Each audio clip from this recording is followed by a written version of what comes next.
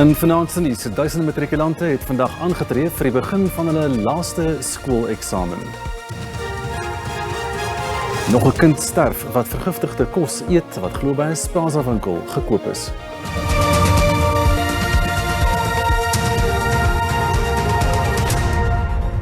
Dis nuus uit in Afrikaans op S3. Goeienaand en baie welkom. Nou die 2024 nasionale senior sertifikaat eksamen het landwyd oor die algemeen glad afgeskop.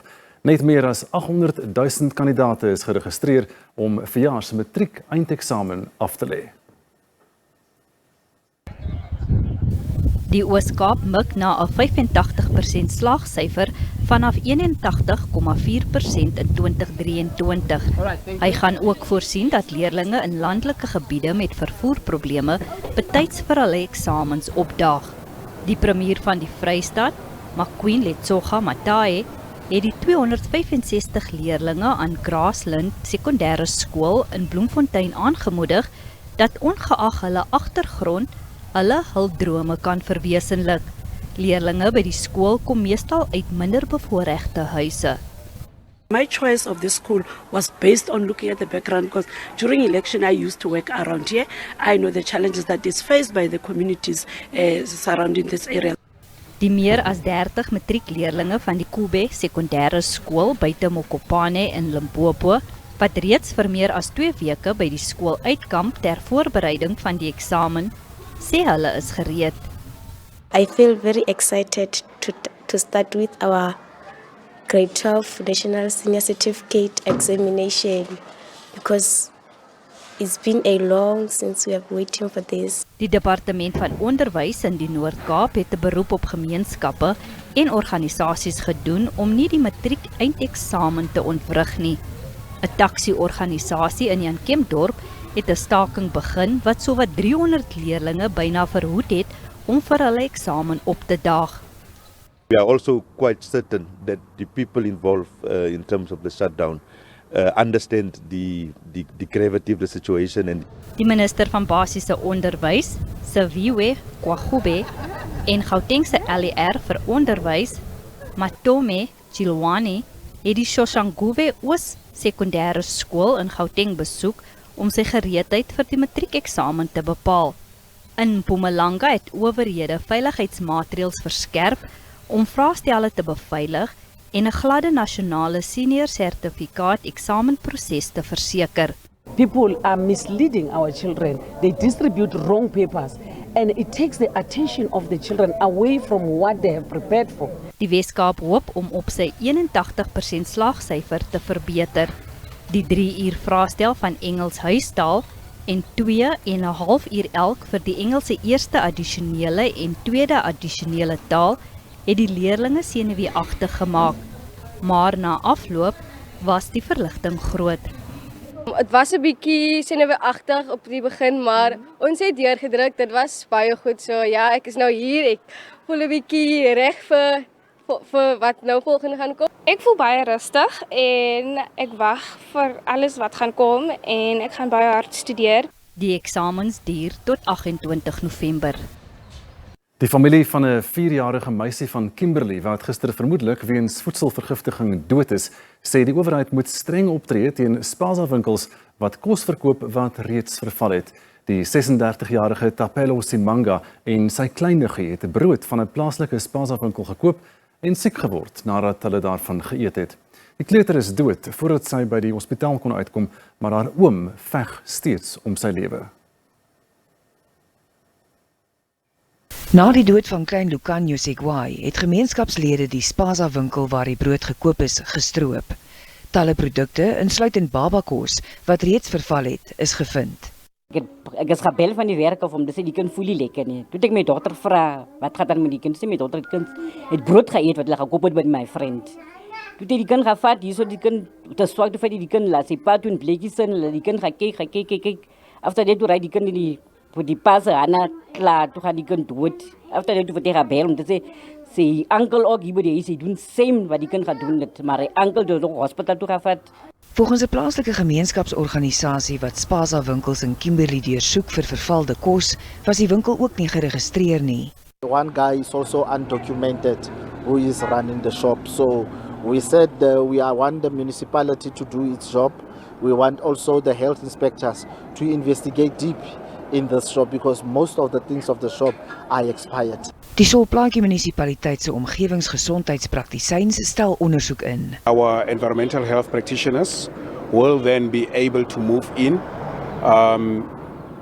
basically lay their hands on whatever samples they can get that could have been the source, as there is great suspicion that there is a substance or there is a subject source for what could have been consumed. 'n Lijkskouing sal binnekort gehou word om die oorsaak van Lucanio se dood te bepaal. Nou, die minister van Gesondheid, Dr. Aaron Motsoaledi en sy departement glo daar is 'n chemiese middel wat oor die land heen versprei. Hy sê die aard van die middel wat 'n greep op Suid-Afrikaners het, word ondersoek. Talle kinders en volwassenes is dood en ander gehospitaliseer na voorvalle van voedselvergiftiging reg oor die land. Motsoaledi sê hulle hanteer die ondersoeke van vermeende voedselvergiftiging met omsigtigheid, aangesien dit die landsveiligheid kan bedreig. We reached a conclusion that we could be dealing with a chemical agent here and that we must work fast around the clock to identify it and take whatever action. And that's what we are doing at the present moment. We have got 80 environmental health practitioners, people who used to call health inspectors, from both Department of Health and the City of Gauteng, who are now on the field in Naledi, in Soweto, to try and trace this chemical, which we think is the cause of all these problems. Aanklagte teen een van die beskuldigdes in die Jocelyn Smith verdwyningssaak is by die Landdroshof op Vredenburg teruggetrek. Nou beskuldigde nommer 4, Laurentia Lombard, sal na verwagting nou as staatsgetuie optree. 3 ander beskuldigdes, insluitend die dogtertjie se ma, Kelly Smith, en haar kerel, Jack en Apollos, bly in aanhouding. Hulle staan tereg op aanklagte van mensenhandel met die doel van uitbuiting en ontvoering. Die saak is ook na die Wes-Kaapse Hooggeregshof in Kaapstad oorgeplaas en tot 31 Januarie uitgestel. Die 16de jaarlikse BRICS-beraad begin môre in Kazan in Rusland. Die fokus is verjaar op samewerking op die terrein van politiek, ekonomie en veiligheid. Die Rusland-Oekraïne oorlog en die konflik in die Midde-Ooste is ook op die agenda. Brazilië, Rusland, Indië en China het in 2006 die BRICS-groepering gestig. In 2010 het Suid-Afrika aangesluit en vroeër vanjaar het Egipte, Ethiopië, Iran, Saudi-Arabië en die Verenigde Arabiese Emirate ook lidlande geword. Die groep is gestig om van die wêreld se belangrikste ontwikkelende lande te verenig met die doel om 'n nuwe moondheid te skep as alternatief vir Noord-Amerika en westerse lande. BRICS verteenwoordig sowat 43% van die wêreldbevolking en 27% van die wêreld se BBP. As governments, we are committed to support the work of business. We look forward to the BRICS report of finance ministers and central bank governors to the BRICS summit on the strengthening of correspondent banking networks between BRICS countries and enabling settlements in local currencies.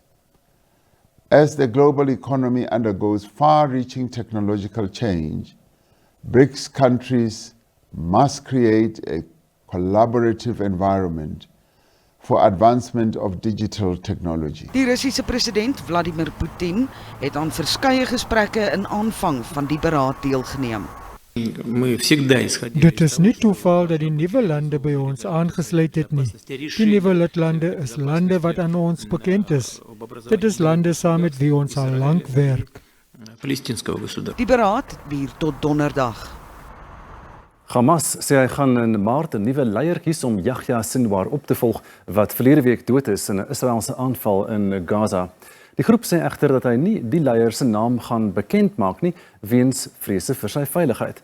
Intussen sê die VSA dat hy pogings verskerp om 'n wapenstilstand te bewerkstellig tussen Israel en Hamas in die Palestynse gebiede en tussen Israel en Hezbollah in Libanon. Israel het oornag talle geboue in Beirut en Suid-Libanon aangeval, wat hy sê takke van die bank is wat Hezbollah Honderde gesinne in die gebiede het gevlug en geen sterftes is aangemeld nie. Die direkteur van veldhospitale in Noord-Gaza, Dr. Marwan Alhams, sê dat Israel die oorblywende 3 hospitale in die gebied doelbewus teiken. Israel keer die voorsiening van alle geneesmiddels en mediese voorraad na Noord-Gaza. Volgens Alhams keer Israel nie net dat mediese personeel en pasiënte enige kos kry nie, die land val ook hospitale direk aan. Israel se magte het vandag hospitale en vlugtelingsentrums beset in Noord-Gaza. Die Verenigde Nasies se Palestynse Vlugtelingagentskap sê ook dat Israel verhoed dat humanitêre hulp, insluitend kos en mediese voorraad, die gebied bereik. Israel voer aan dat hy bloot optree teen terroriste en hulle infrastruktuur. Intussen het honderde Israelse setelaars, vergesel deur ministers van die Israelse eerste minister Benjamin Netanyahu se kabinet, saamgetrek by die Gaza-grens. Die betogers eis dat Israelse nedersettings, wat bykans 2 dekades gelede laat vaar is, weer opgeëis word deur Israel. Die land het sy setelaars en weermag aan Gaza onttrek in 2005, na 38 jaar lange besetting. Ons kan huis toe gaan na Gaza toe en ons kan Palestynë aanmoedig om uit Gaza te immigreer. Dit is inderwaarheid die regte morele oplossing. Nie met dwang nie, maar om vir Palestynë te sê, ons gee julle die kans om na ander lande toe te gaan, Israel is onsin. Itzik Fatusi is 'n voormalige Israeliese setelaar in Gaza en sy seun is doodgemaak tydens die 7 Oktober aanval. Ons gaan terug Gaza toe. Gaza is onsin vir ewig. Toe ons vroeër daar gebly het, was daar samewerking. Palestynë het in ons kweekhuise gewerk. Toe is ons weg en kyk wat het gebeur. Netanyahu het nog nie duidelik gemaak wat Israel se plan is met Gaza na die oorlog nie. Hy het wel gesê dat 'n permanente Israeliese teenwoordigheid nie beplan word nie. Die nuus gaan voort net hierna in ons berig dan oor die beleggings in hernubare krag wat help om Suid-Afrika beurtkrag vry te hou. Bly by S3.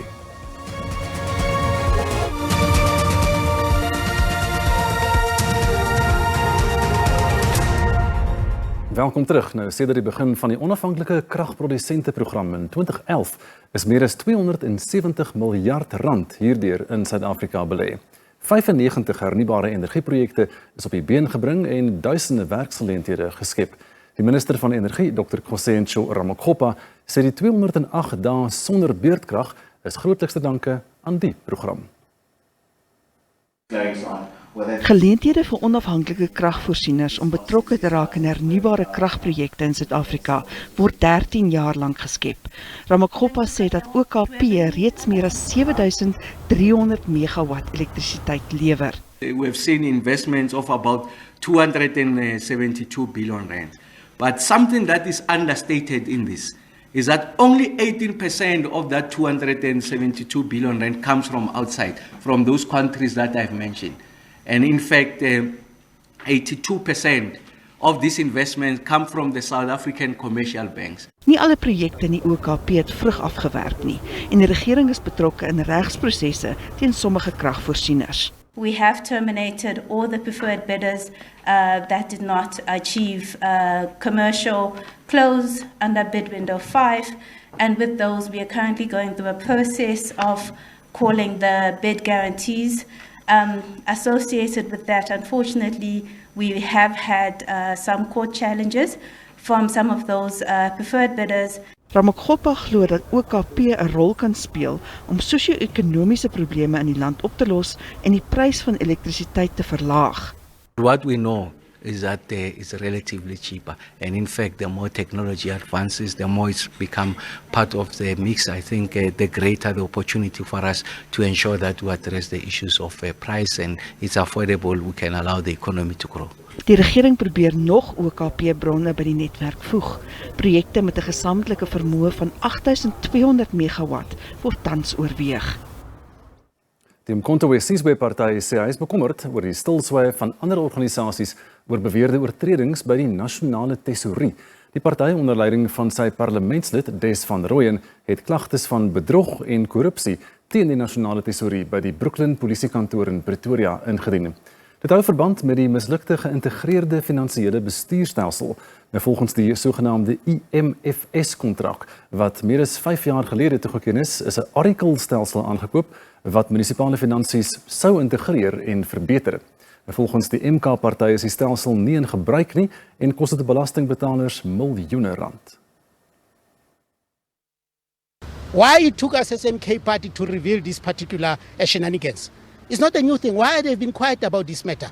So much money is involved in this process, and we don't hear anything from those elements of the DA-led coalition against this particular corruption. We don't hear anything from Solidarity. We don't hear anything from AfriForum. It's just because it's national treasure. Die Inkatha Vryheidsparty sê die besluit om by die regering van nasionale eenheid aan te sluit was 'n stap in die regte rigting. Die party sê die eenheidsregering het tot dusver hoop en stabiliteit in die regering gebring. Die IFP het terugvoering gegee oor die eerste 100 dae van die regering. Die IFP sê die eenheidsregering bied verskillende politieke partye die unieke geleentheid om saam die land van talle uitdagings te red.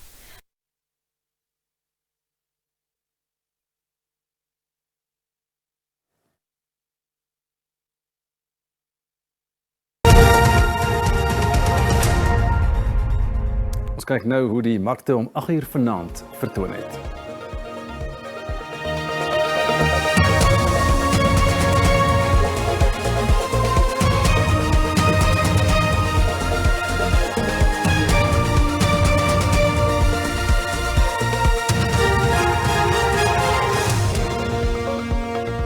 Sportnuus net hierna ons berig oor die Protea vroue se teleurstelling in Dubai en die Protea mans se effense voorsprong in Bangladesh. Bly by S3.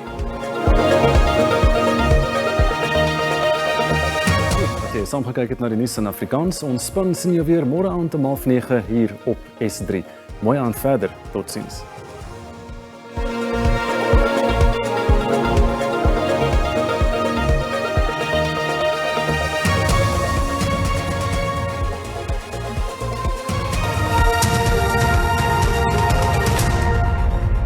Dis tyd vir die weer. Goeienaand en hartlik welkom.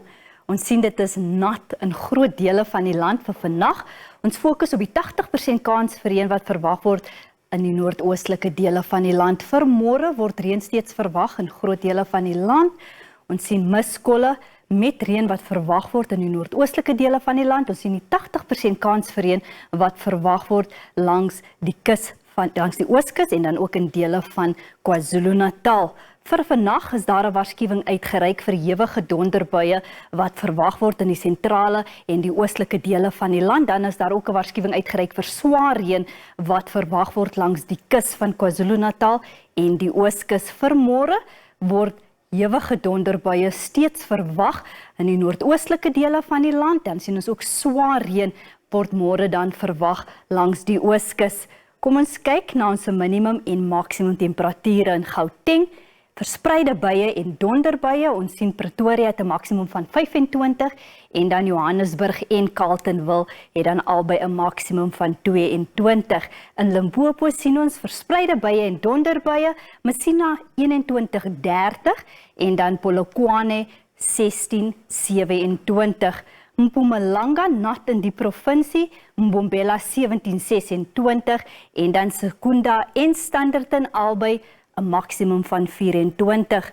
KwaZulu-Natal, Pietermaritzburg 13-25 en dan Richards Bay 'n minimum van 17 en 'n maksimum van 29. Nat in die Oos-Kaap, Komani 10-16, Willowmore 11-19 en dan Oos-London het dan 'n minimum van 15 en 'n maksimum van 19. Beaufort Wes in die Wes-Kaap sien ons 'n minimum van 10, Kaapstad 14-26 en dan George 13-20. In die Noord-Kaap warm en sonnig in Springbok met 'n maksimum van 26, De Aar 8-22 en dan Sutherland het 'n minimum van 4. Verspreide buie en donderbuie in die Vrystaat, Sasolburg 14-27 en dan Kroonstad en Welkom albei 'n maksimum van 24. Ten slotte Noordwes, enkele buie en donderbuie, Rustenburg en Mahikeng en dan albei 'n maksimum van 30. Dit is dan al van my en die weerdiens. 'n rustige aand verder.